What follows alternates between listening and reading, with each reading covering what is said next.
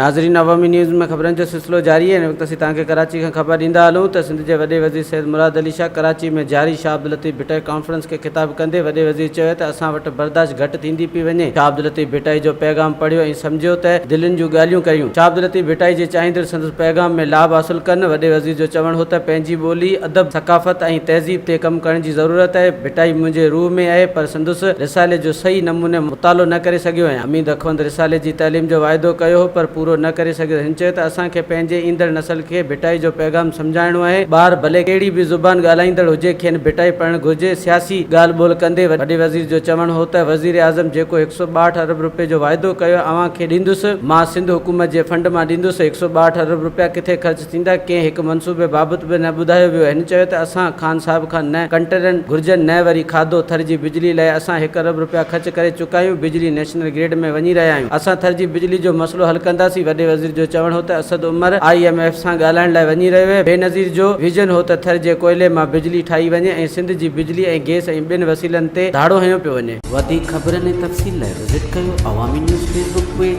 YouTube page ऐं अवामी news